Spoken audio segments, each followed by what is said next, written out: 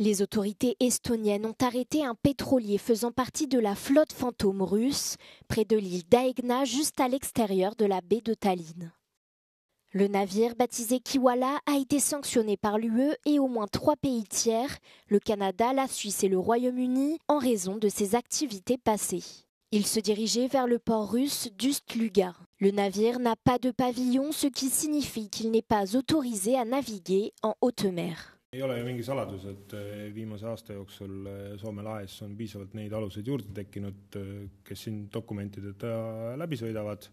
Ja võiks ju julgelt öelda, et tegemist on osa varilaevastikust, mis kasutab siis Läänemerd kaupade vedamiseks, mis on keelatud. Või kinnipidamise ajaks juba oli selgunud, et tal ka puudub siis lipuriik, keda ta esindab, liputa laev. Ja sellised laevad lisaks tegelikult liigelda ei tohigi. Ja Eesti siis rakendas aluse suhtes õigust seda laeva siis kinni pidada kontrolliks. Selon la marine, 24 personnes se trouvaient à bord du Kiwala. Le capitaine du navire, qui serait un ressortissant chinois, s'est montré coopératif au cours de l'enquête. Les autorités estoniennes ont mené l'opération à l'aide de navires et d'hélicoptères de la marine vers 3 heures du matin vendredi, juste avant que le Kiwala n'entre dans la zone économique exclusive de l'Estonie. Steve Witkoff en Russie pour un entretien avec Vladimir Poutine. La rencontre entre l'envoyé américain et le président russe a lieu alors que Donald Trump réclame que Moscou, je cite, se bouge pour trouver un accord et mettre fin au conflit en Ukraine. Les tractations au format bilatéral se prolongent sans que la Russie n'ait accepté aucune concession majeure. Kiev accuse Moscou de faire sciemment traîner les négociations.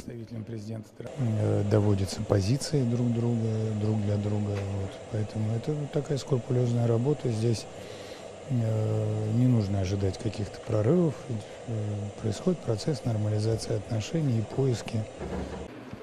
Selon Kiev, plusieurs centaines de ressortissants chinois combattent aux côtés des soldats russes. Volodymyr Zelensky y voit une preuve que Vladimir Poutine veut prolonger la guerre.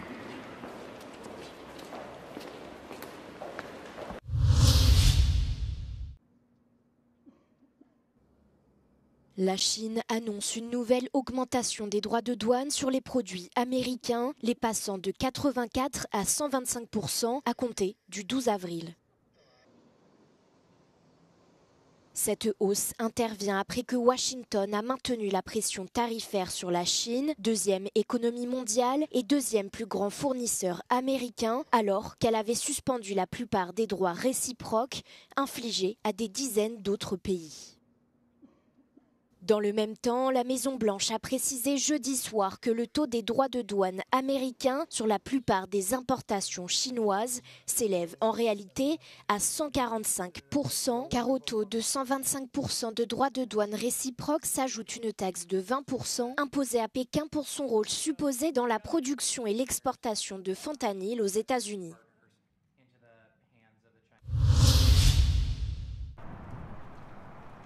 Les contrôles de camions se poursuivent à la frontière tchécoslovaque en raison de la récente épisodie de fièvre afteuse dans la région. Environ 14 700 bovins ont été abattus en Hongrie et en Slovaquie alors qu'aucun foyer n'a encore été signalé dans les exploitations tchèques. Selon le ministre tchèque de l'Agriculture, Marek Výborný, les restrictions pourraient être levées 30 jours après l'abattage du dernier animal de ferme infecté en Slovaquie. Les contrôles aux frontières sont entrés dans leur 3e semaine car le virus hautement contagieux peut se propager sur des objets contaminés tels que les pneus de véhicules. Le pape François a profité d'une sortie dans la basilique Saint-Pierre pour rendre une visite surprise à 2 artisans qui travaillaient sur les dernières touches de la restauration de la tombe du pape Urbain VIII.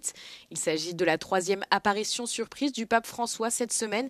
Dimanche, il a surpris les 20 000 personnes venues assister à une messe du jubilé pour les malades et a rencontré en privé le roi Charles III et la reine Camilla mercredi. Cette 3e sortie en civil n'a duré qu'une dizaine de minutes.